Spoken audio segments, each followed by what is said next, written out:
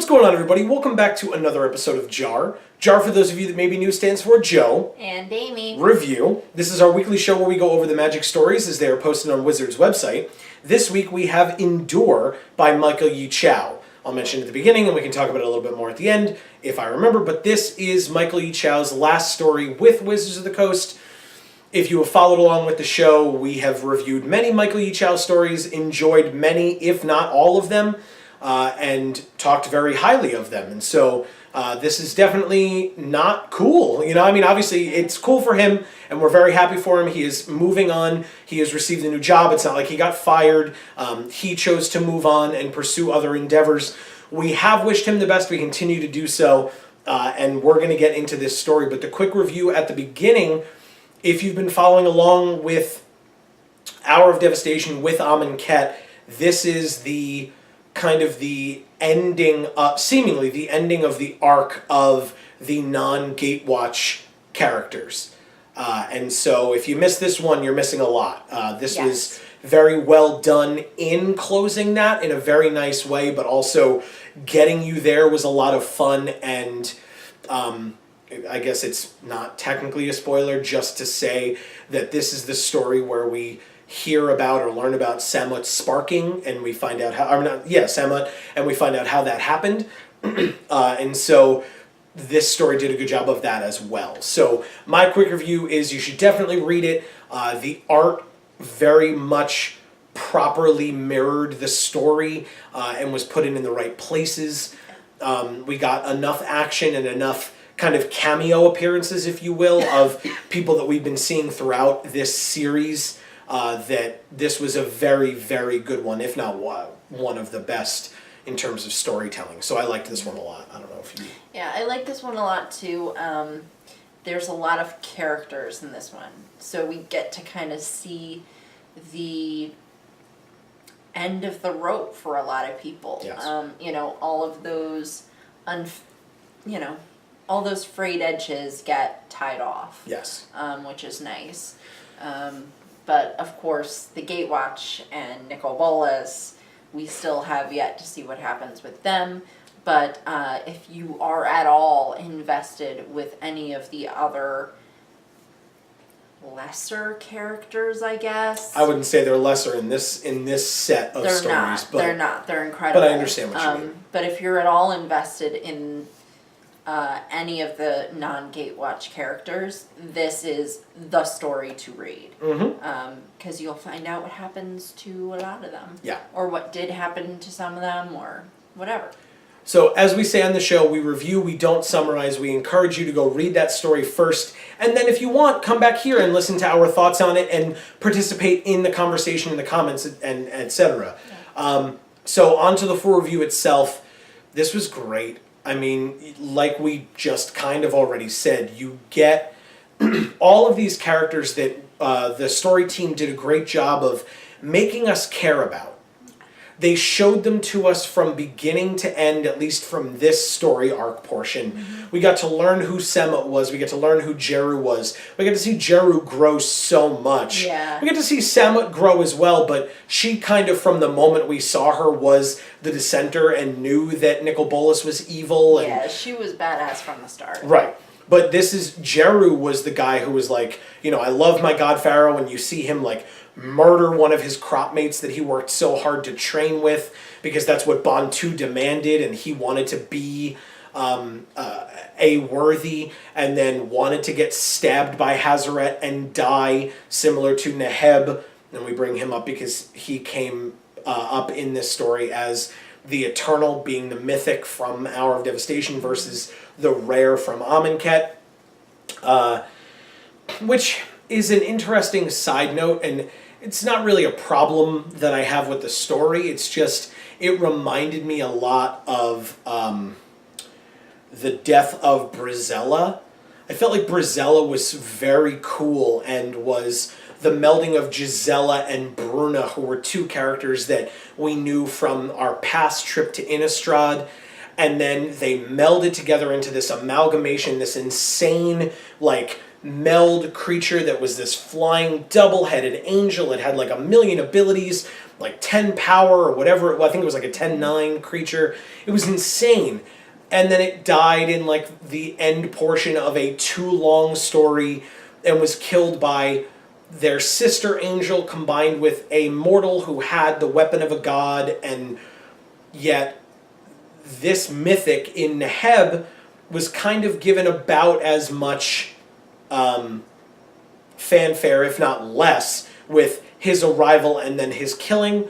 Although I will say that I'm aware of the contrast between Bruna and Gisela having so much backstory leading up to it, whereas with Neheb, the only backstory that we had as readers was that his cards existed, and that, you know, Jeru and Samut were like, we know who this is. This is the famous Neheb. And that was the extent of the backstory that we got on him before he was, like, you know, they were like, wow, he's really strong. I've never seen them cast spells before. And then with Gideon's help, of course, and the other Gatewatch, but mainly Gideon, at least versus Neheb, Samut was then able to kill him. And it was like, okay, so, you know, it's just interesting how the mythics, who are even just random enemies or what have you, they tend to get more story time, if you will, than some of the others, and I find it that very interesting. So, okay. Yeah, I don't see that to be interesting. I see that to make sense. Really? Yeah. Okay, because it's a hurdle for them to get across, and they do, I guess. Yeah. Okay. I would assume that if it's this big villain and it's somebody that, you know, we're supposed to be afraid of, that they would have given it a little bit more time. I am not saying that this story needed to be longer or that portion needed to be longer, because I think the story was great. It's just it's another example of an intimidating villain type character who we've at least had some background with in card form, and then they're kind of just, you know, routed pretty easily. So Yeah. maybe that's, you know, again, maybe I'm just fishing for something to have a problem with. But go ahead, please. On that note, I will say that I think it's much more meaningful for them to spend a lot more time and effort on characters that people are going to identify with a lot more. You know, that's just a basic, you know, rule for any writing. No, it's true. And, you know, I mean, I would assume they did a good job of showing us the kind of a threat and our heroes, if you will, getting through it. So I can understand that. Yeah, I mean, it's much more about them than it is about this one dude. You know, right. No, that's fair. I don't know. I mean, he used to be the same as them. Right. Of. He was definitely one of them, if not better. I think it would have been cool to maybe get to find out a little bit more about him, but again, it's really much more about the people who have a lot further to climb and being able to see them get there. Right. No, and that's true. And I mean, speaking of that, and to go along with your comment earlier about the fact that there were a lot of characters in this one, we had, you know, to name a few, Jeru, Samut, Hapatra, Hazaret. We had some that we kind of just met today, but they were just there for specific purposes, like Hawk, H-A-Q, was one of them, who we learned his full name at the end when there was a quote from him, which kind of shows that these survivors at the end are writing the continuing scriptures, and what looks to be the I guess, fixing of the scriptures that were kind of bastardized by Nicol Bolas coming in and messing everything up originally. I don't know. I mean, I wouldn't say it's. I don't know. I wouldn't say it's fixing the old. I would say it's just continuing. Yeah, like that's fair. Old Testament, New Testament. Yeah, kind of mirrors that. Yeah, and there's more to talk about with that towards the end, I would say. But for now, yeah, I mean, there was. There were a lot of interesting just things that I noticed in this one, like, and Jeru mentions it after the fact, but I didn't think it needed to be mentioned, except I guess to show that Jeru had forgiven him. But there was that moment where, like I said, Gideon helped Jeru and Samut beat Neheb, and Gideon intervened again. But the last time that he did that, it was against Hazaret, basically, who was trying to stab Jeru, and Jeru was very upset by that because, as far as Jeru was concerned, this was his right to become one of the worthy, be a champion, and be killed and, earn his honorable death at the hands of Hazaret. And so he hated Gideon after that moment. And then Gideon comes in and saves Jeru in this instance from Neheb, after Jeru had already said, Nicobolus is clearly the dissenter, or the deceiver, or whatever, and so he needs to be taken down. And Jeru finally evolves into that portion of his character and believing Samut, and then Gideon intervenes again and saves him.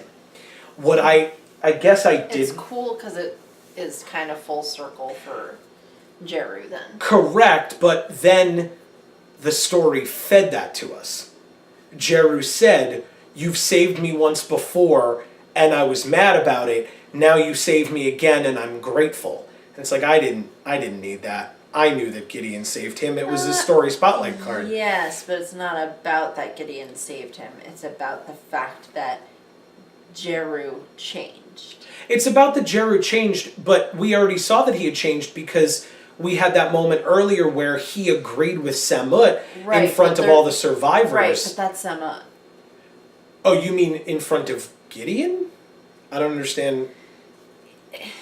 Just because he changed his mind enough to then stand with Samut, right, does not mean that he's going to completely, do a 180 for himself. I mean, because if you love somebody, after a while, you come closer to meeting them. Well, and it's interesting. Where, they called each other, Samut and Jeru, called each other brother and sister a lot in this story, and I always thought that there would... Well, they're crop mates. Right, but I always thought that there was more of an attraction there than that, and I can understand the closeness, but, And there could be. Yeah.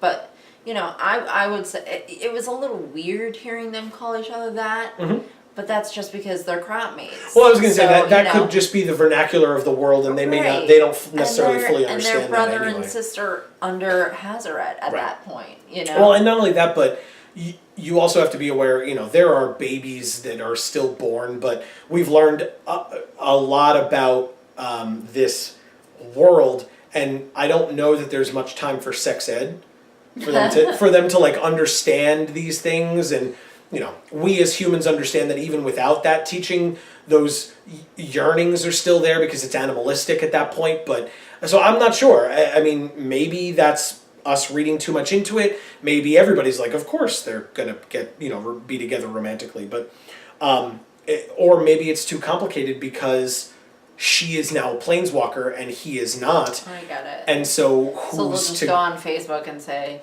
it's complicated.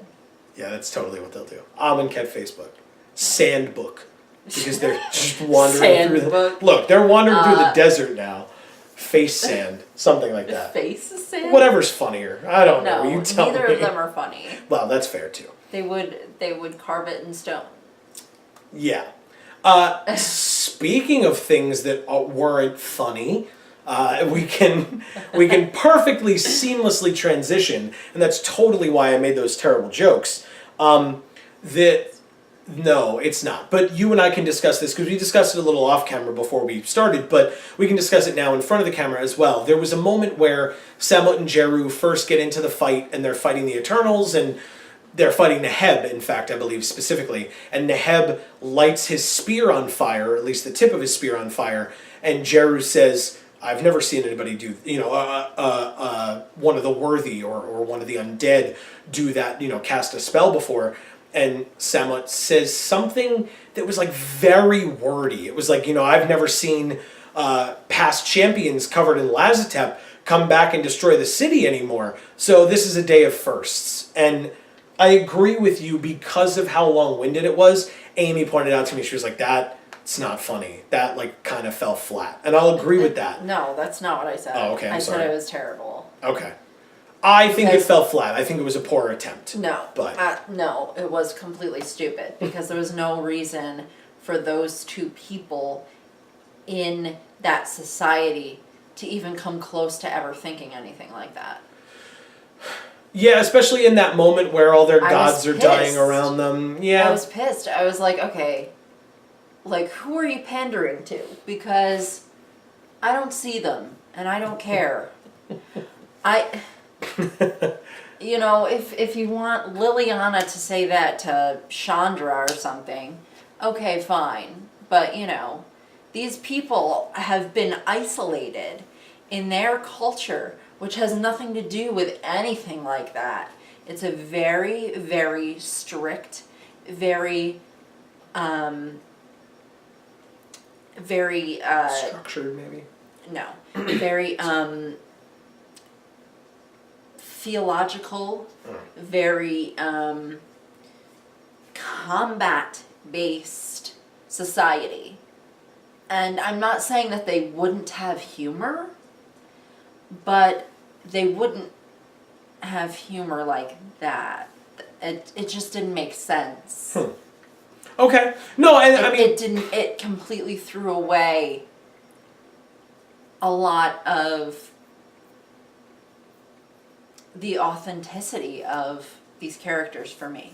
And I wouldn't have gone as far as that, but like I said, I agreed with you in that it didn't, as a joke in and of itself, even if it was just for us as readers, and it didn't necessarily properly reflect their characters or what their upbringings enough to show that, I just felt like the joke itself fell flat, even if it were a narrator saying it. You know, Samut thought this, and it was like it wasn't funny. It was very wordy, and so I didn't find it that funny. Although I did think to myself, similar to what you said, that it was a very Gatewatchian type of a line, because even when all this nonsense is going on, I feel like they're the ones who are throwing quips out at one another.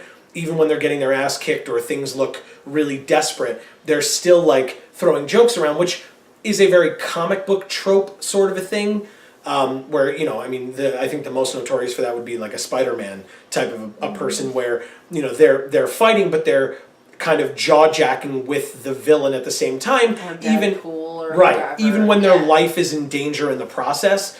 It's a very comic book thing to do, and I think the Gatewatch do it a lot. So like you said, it would have made more sense, and I think that may have been done just to show, you know, sow the seed of, hey, you know, Samut is going to be welcome in the realm of other planeswalkers, but that's a good point. you know, because it was in the story right before, not right before, but like, before she look, sparks. guys, she's gonna fit in with the Gatewatch.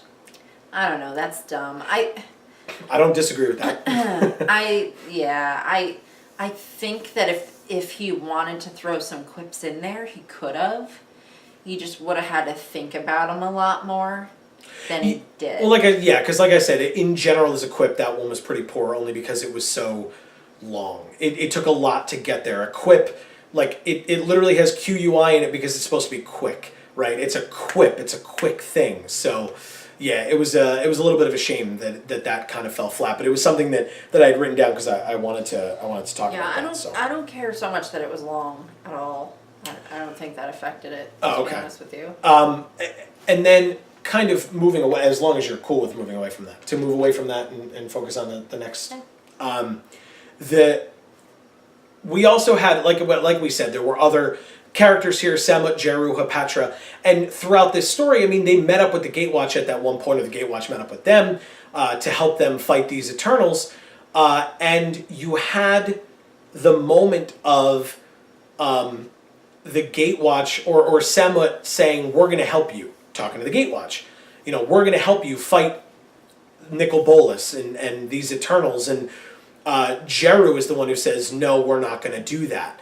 And Samut's like, but I want to. And Jeru's like, no, we need to help our people here, which is very similar to what Hapatra had done a little bit earlier in the story, where she said, I'm not going with you, Samut, Jeru, and these other people who are now going to go save Hazaret, because I'm better suited helping these survivors get away, because I can fight kind of the denizens of the desert with my poisons. I know how to fight them and where to hit them so that my poisons will take them down a lot easier. And so it was a very good way of getting these characters away from the main source of action, because it got them to not have to focus so much on the fight, at least with Nicol Bolas, because they would have been so outmatched, and as we know, even the Gatewatch are all going to get defeated, and I'm sure if these characters ended up there, they would have just been killed off, whereas Nicol Bolas seems to need the Gatewatch, and so he keeps them alive, so it was a nice way to write them off, if you will, and get them out to where they need to be to continue the Amonkhet society elsewhere with Hazaret. But yeah, it was something that I noticed between Samut, Jeru, and Hapatra throughout different parts of this story, that they were all selfless enough and smart enough even to be able to say, okay, we're going to leave and we're going to, not participate in this fight, despite the fact that they're like, I want my revenge, and it's like you're just gonna die. Yeah. So. Well, again, evolution. They were trying to show us how this very, as I said before, combat-oriented society evolved. Right. Went from just being blind believers of their religion, who lived their lives basically to fight until death. Mm-hmm. Got to a more enlightened frame of mind where they were able to step back from a fight that they really wanted to take part in and say, it makes more sense for us to leave. Well, and for try us to let these people who know what they're doing fight this entity, and we'll just go find someplace else right to continue our legacy. Well, and like they said, they still had to go try to save Hazaret, which was Yes. kind of their original mission in the first place. Right. It's just that then Nicol Bolas showed up and they were like, ah, crap, and Right. now we have to deal with this too. And to quickly sidestep from that, because I want to get back to that point in a second, to quickly sidestep from that, something that we said a few weeks ago, I believe it was from Hazaret's perspective, that we saw Nicol Bolas show up. And we said, we were like, that's kind of anticlimactic for Bolas showing up finally. Like, why are they doing it? And I think I said it, I know I at least thought it, that it would be great if we then saw that moment again from others' perspectives as well. And then we did. Today we saw it from the Amonkhet survivors' perspectives, and it was much better. Because when we kind of met back up with them, the point on the timeline that we were at was when Bantu died. Because remember, Bolas killed Bantu, so it was a bit before we see them. A bit before Bolas actually shows up, they're running away from the Hour of Promise, where the Heckma's being eaten away, and the denizens are coming in, and then the Hour of Eternity, and the Eternals are coming in, and so they're running away, and they're fighting, and they're trying to save themselves, and they go hide away, and then Nicol Bolas comes out. And as they're running away, some of the people who didn't know yet that Nicol Bolas was the way he was were the ones who were like, oh, thank God he's here, and they start running towards him, and then he brings down the Torment of Hailfire, as the card is called, and it's just black fire raining from the sky, just killing people, and Samut calling people back, and she, I think, saves an Avon child at that point, so that's where we see them come in, is before Nicol Bolas shows up. Right. But then we see correct. Then Bantu dies. They experience Bantu dying as well. Right. Yes. So we know that we're starting way further back on the timeline again, and seeing that same stuff from a different perspective. Right. And it's not like, oh well, they don't even know Bantu is dead.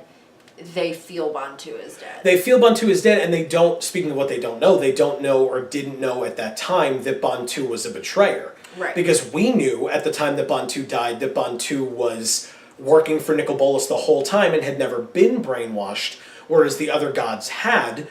And the survivors eventually find that out, but that doesn't make their pain feeling Bantu's death any less. And when Bantu dies, they feel a pain and don't even technically know which of the two, Bantu or Hazaret, it was. They just kind of then go out to try to save the remaining god, whichever it is, and then find Hazaret. And to then cycle back to the point that I said I was going to come back to, they left that fight with Nicol Bolas, right? They removed themselves from that moment, and in doing so, they were able to do exactly what they set out to do, and they saved Hazaret. They all worked together, these survivors, to save a god from a bigger, stronger god Right. in the Scorpion God. And they killed the Scorpion God, or at least incapacitated it and weakened it enough so that Hazaret, in her very weakened state, could have killed him, or did kill him. Because, and they don't say it, but Hazaret knew. And because we know that Bantu kind of gave Hazaret her memories back, and we're not in Hazaret's head at the time, but based on what Hazaret says to the Scorpion God as she's killing him, she knows that the Scorpion God used to be one of her fellow gods. Because she says, rest easy now, my brother, I know that you didn't do this on purpose, and then kills him as he is impaled on an obelisk, which, it was like, they killed a god with a tripwire. They killed a god with a rope. I mean, yes, Samut, and that's not a complaint. I think that's awesome. I think it shows further evolution. I think it shows that these were people who, earlier on in this very story, they were like, we can't take down these Eternals. Look at these things. They're insane. And now they're fighting a god that killed three. I was going to say four. Bolas killed Bantu. 3 other gods. And even after dying at the hands of one of the gods, was able to come back and kill 2 more after having killed the first. So you get to see the evolution of these crop mates, these fighters, in being able to take down a foe much, much larger than themselves in a time where if they hadn't, it would have all been lost because Hazaret would have surely died at that point. Well, I think that's the point. I think the reason why they were able to succeed is because they felt so strongly that it was a necessity. Mm-hmm. Or sensed that it was. I mean, just the fact that they're like, if they didn't, they were gonna die. You know what I mean? That's just, that was the... I don't No? think so. I think Okay. it had to do with the fact that they were saving Hazaret. Okay. Hazaret was the last god alive. Correct. And not only that, but they had just watched her still fending off this god and sacrificing her arm, which was already so weakened. Right, and that, she told them to run. Correct. Which she had already done previously as well when we were in Hazaret's head a few weeks ago, and she saw Jeru and Samut, and she said, no, don't stay with me, go. And again, good thing they did, because then Bantu shows up and everything gets messed up with Bolas, etc. Right. So, but yes, and then they get to save Hazaret, and Hazaret gets to deal the finishing blow to the Scorpion God. Sure, there are still 2 gods left, and it looks like at this point, at the end of this story, the denizens of Amonkhet, as they referred to themselves, or the story referred to them, the denizens of Amonkhet, at least the surviving ones, and Hazaret, which they call the God Survivor, which I think is so cool. Yeah. They all now have left to wander the desert looking for a new place to live. To try and live in the terrible desert. But you've got all of these other places now. Like, at least through these cards, we're aware of the desert locations that made up other cities that used to exist on Amonkhet.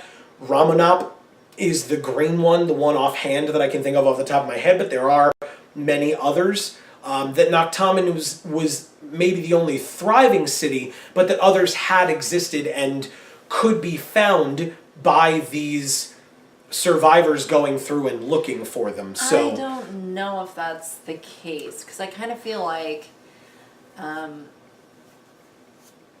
if it were different terrain, sure.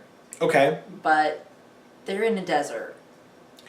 They're only going to live so long. Well, they do have the protection of a god at their side. She may be one-armed, but but there's also a planeswalker amongst them with Samut. So you have these people who just showed their worth in taking down a god that took down 3 other gods. And so that is a possibility that they could be just fine, and I don't know that we will or should see that in this set of stories. I think them going off into the desert is a fine ending for all of them, and I don't necessarily need to see more from them. If I did, I wouldn't hate it. Well, I don't know how I wouldn't immediately be like, oh great, this again. It depends on how the story works, but I don't need it. I don't necessarily think I need to see it. I will say, though, that the parallel was obvious to us of the survivors wandering through the desert following their liberation. I couldn't think of the word for a second. Following their liberation from the God Pharaoh, from Amonkhet, or Naktaman, I should say, and its destruction and the God Pharaoh's overreaching and, power-hungry motives. They get away from him, and now they are to wander the desert.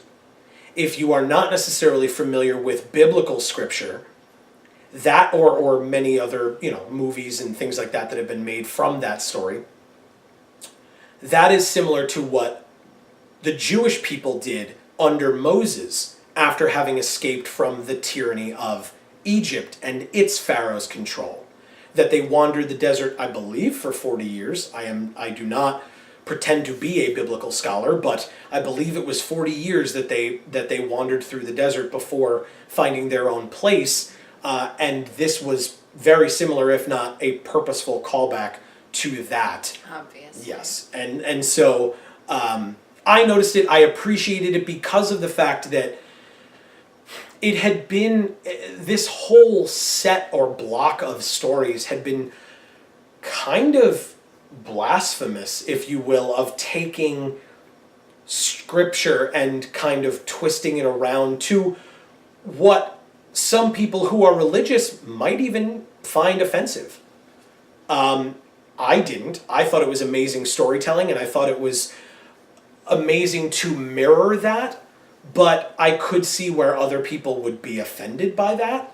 And so to take this and kind of, like we said, bring it all back around to that moment of showing the evolution of these characters and then showing where they're going next, I liked that a lot. I thought that was a nice way to tie it all together. That's an interesting point. I would say from my point of view, as someone who would consider themselves mildly religious, as well as someone who is, or tries to be, respectful of all cultures and religions. Mm-hmm.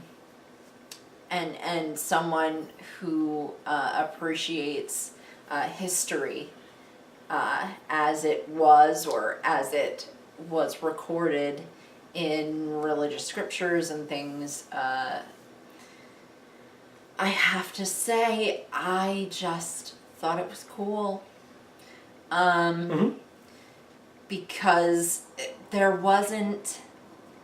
I feel there wasn't too many isolated, pointed references that were trying to say the opposite of whatever the original reference was saying. And then it might look like jabs as well. Yeah. As opposed to just references, it might be like, what I saw was a lot of nods to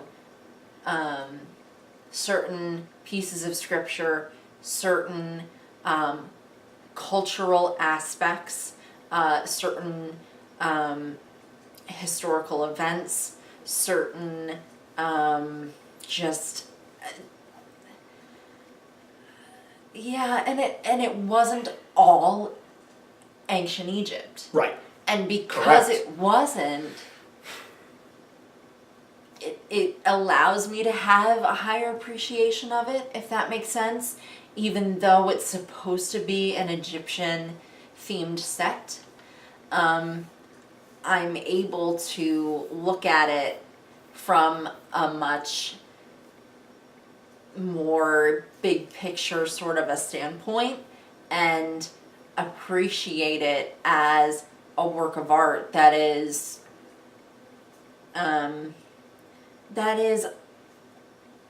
listening to and understanding multiple cultures and even multiple time frames. Yeah. Yeah. That's what I would say to that. No, and I thought it was nice. I'll have to see in the coming weeks or a week or two. I don't know how many more stories are left, but we'll have to see in the coming weeks or whatever how the story ends here.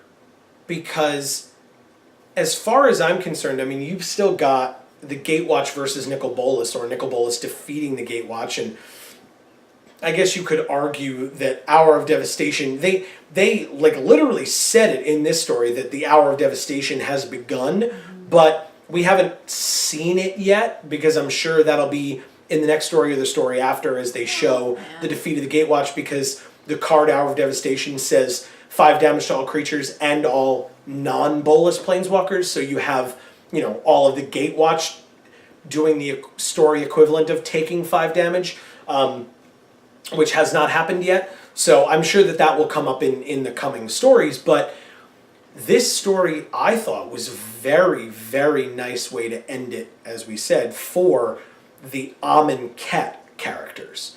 The ones who will be staying here, even Samut, but for the ones who will be staying here who, if we return to Amonkhet at any point in the future, they will be the ones that we, at least, and hopefully you, if you have been enjoying the stories, will be looking forward to hearing from, and will be waiting to see how they're doing and what's next for them and how they have even further evolved and changed, etc. Yeah. The last adapted to whatever new surroundings they end up with. right, and do they circle back to Noctamen once Bolas is gone? Do they find a new place for themselves? Do they need a new Heckma? How do they fix do they fix the whole plane? Because Nissa noticed that the plane was like dying and begging for her help. So, are they able to do all those things?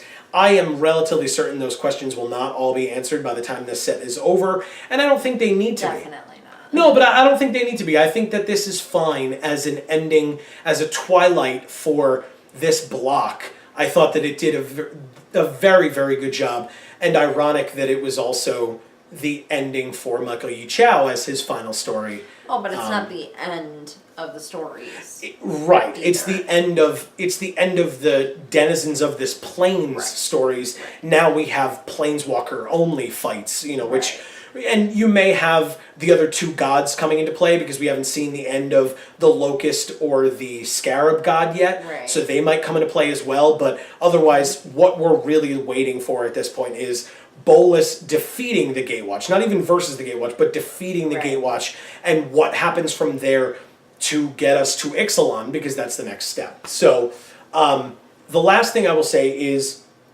I found it very interesting with the 5 Gatewatch planeswalkers that we have and the stories of them sparking that we all read in Magic Origins and understood and followed.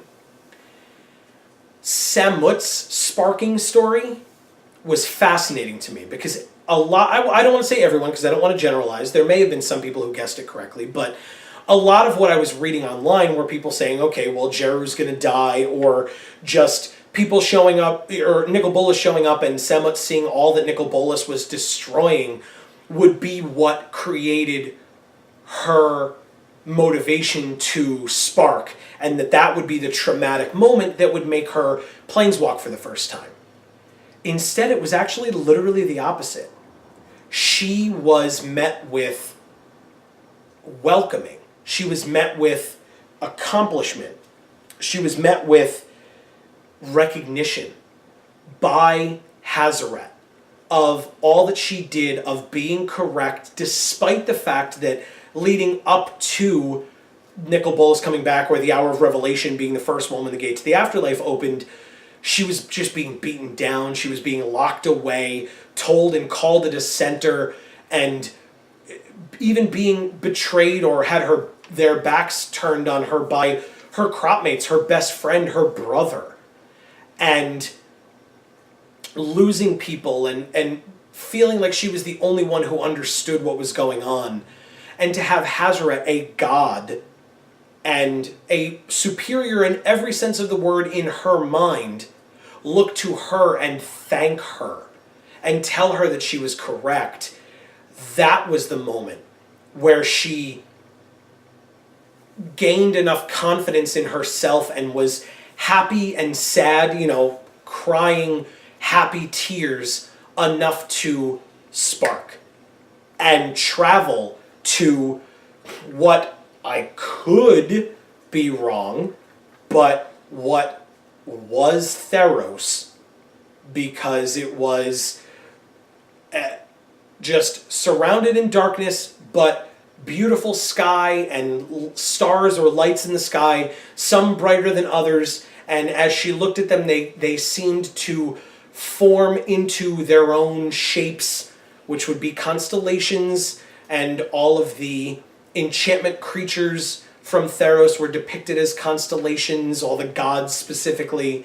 So that's kind of the idea of, and I'm not the first one to guess this, I've seen people talking about this online and saying that she earned a Greek vacation because it's the Grecian-themed set of Theros where she traveled to, although she was only there for a short period of time before she was like, I have to get back, and then jumps back. Now she's going to become Alexander the Great and just try to take as much as she can for her own empire. Yeah, that totally seems like Samut's character. You're right. I think it'll be interesting to see if and when we see Samut again. I'm sorry, go ahead. I apologize. The point that you just made yes, with please. Hazaret's appreciation kind of being part of the reason why she got a spark. Yes. Again, enlightenment. Yes, agreed. Agreed. Awareness. Evolution. Yeah. That's kind of the theme of this story. It's called Endure, but it's really about evolution, because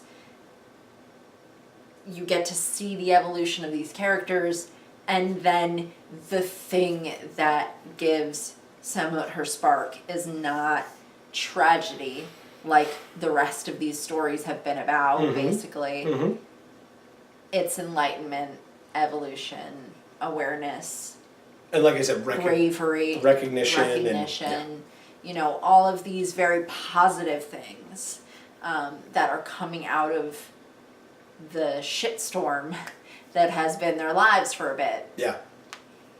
And really their entire existence, because they didn't know it, but because it was people before them who got to experience the real Amonkhet. Right. The way it was intended to be. Right. Before Bolas showed up and messed it all and up. Corrupted it. Yeah. And sorry for interrupting you. As I was saying, interrupting you.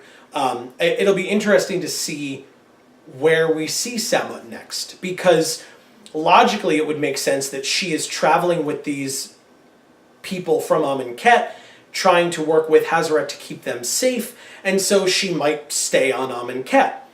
But she's a planeswalker now. So will she appear on another plane while the Gatewatch are there, so that we see her story continue there? Who knows? I know a lot of people were like, oh, well, I wonder if they'll ask Samut to join. I don't know that the Gatewatch is going to see Samut or have time to ask her.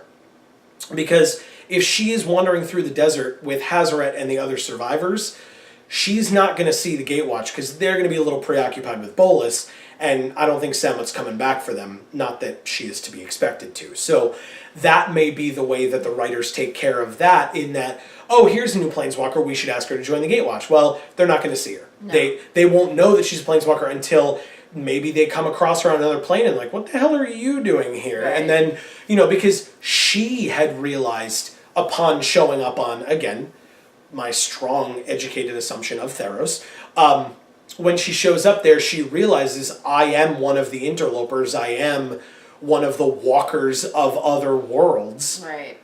And, you know, that's her coming to that realization. And I think they even say that, like, her brain expanded and to kind of realize, hey, we're not alone in this, you know, multiverse. Yeah, the same way it did with Rashmi. Right.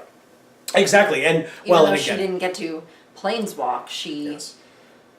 she had that same sort of interplanar experience. Right. Yeah. Yeah, and this is a much more subdued version of what we've talked about in the past, of things that people like Drana and General Tazri and Nahiri and Nissa have experienced. And I don't know that it's because Nissa already kind of experienced that for this block, so I don't know that that's necessarily what they were going for, but there was a little bit of that moment here as well. So overall, I don't know if you had closing thoughts before. I Please, did. please go ahead. I wanted to bring up the whole Bantu being the one who wasn't brainwashed out of the other gods. Okay. Thing again. Mm-hmm. People speculated so much about everything. It occurred to me that they're mentioning Nicol Bolas a lot, being a very golden presence, which of course, at first glance, you would take to mean, okay, well, pharaohs in ancient Egypt, when their bodies are immortalized as mummies and put in sarcophagi,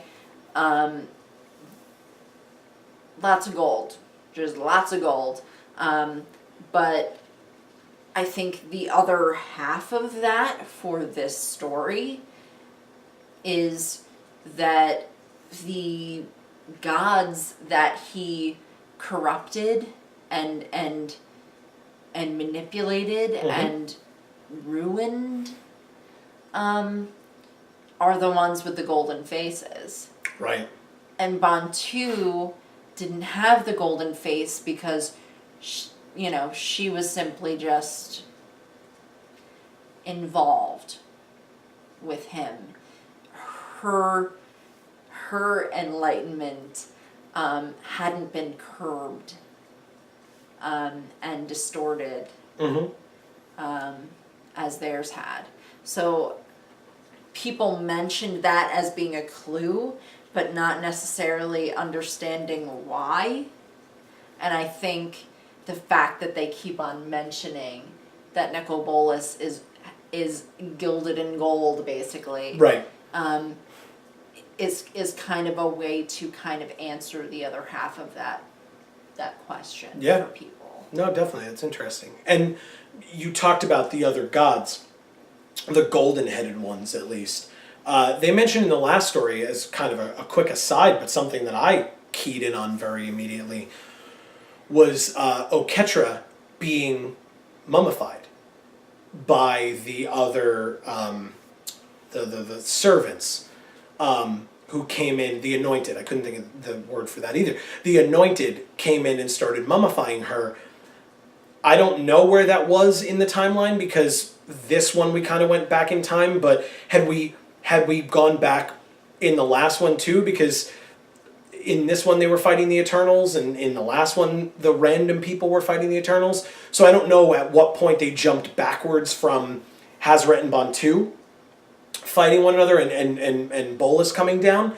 But there was the moment in last week's story of Oketra being mummified, and yet in this week's story, Ronus, who died well before Oketra, was still just lying on the ground, and Samut and the other survivors were around Ronus, and Samut climbs on his chest, as we see in the Life Goes On art. And it didn't seem that there were any anointed around trying to do that to Ronus. So was it Oketra specifically? Were we just not at that point in the timeline? Will we get any answers to these questions in this set? Well, I think it goes back to all of those questions that we had about why Oketra and Hazaret were the special ones. Right, and you know... And really mummifying her is what that means, because you don't mummify someone who isn't important. Right. Who you don't want to live on in the afterlife. True. But I mean, you had in last week's story the woman picking up Oketra's arrow and throwing it at Nicobolus as it lit up with the power of Oketra and shielded the woman from the Eternals for a short period of time until they broke through and killed her. But she threw the arrow, and of course Nicobolus just turned, saw it, and made it stop and then fall and break. But it showed that these weapons, despite the deaths of the gods, still had somewhat of the gods' power within them. And then we see that again this week with Ronus' staff, which had turned back into a staff after Ronus' last stand of turning into a snake and throwing it or whatever. It had turned back into a staff, and a Kenra wielded it to help against the scorpion god. And so I agree with you that the stories seem to be pointing towards Oketra and Hazaret being somehow more important or more powerful maybe than their other god counterparts.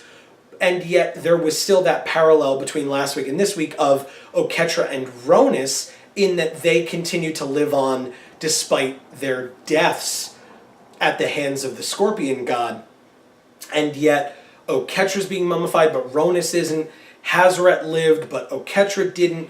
But and all of these things, we have to consider that all of these things might actually be just direct parallels to the actual gods in Egyptian mythology that these particular ones are modeled after. Fair. That so we just don't have the background Right, it on. just might be particularly similar to whatever actually happened to those gods, Right. according to the actual ancient Egyptians. Mm-hmm. Yeah, and I believe Hazaret as the jackal god would be modeled after Anubis, and I feel like that's about where my knowledge of that stuff ends, which is just garbage, I'm sure. But as we always say, you're more than welcome to let us know in the comments down below if you have any further insight. But yeah, it's... And I'm actually pretty lackluster on that as well. There are things I know, and that unfortunately is not one of them. So I would be very grateful to hear your input on that. Yeah, definitely let us know. And I think I'll end on the note of also kind of noticing, and I mentioned it to Amy, it was just something that I noticed as we were reading through it, that there was in fact a moment in these stories where, in today's story I should say, where they even discussed specifically, all the survivors joined together in solidarity. And I was like, oh, like Oketra. And it really was these people, despite the fact that they grew up in a corrupted world, they still were taught these ideals that are good. It kind of inherently good ideals of being fervent, indomitable, whatever whatever it happens to be, mindful that these gods embodied. These survivors are now utilizing those teachings even after the deaths of those gods to overcome and evolve.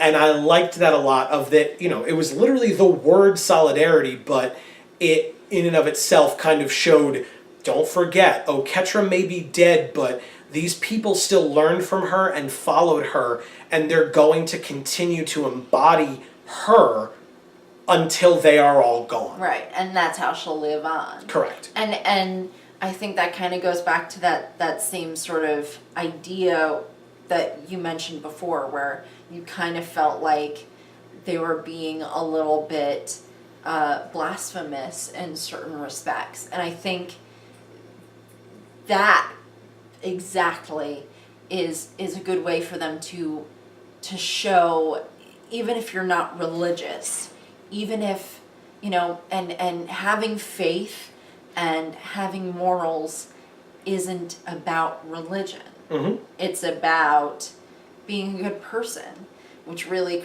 comes from acceptance and caring of other people.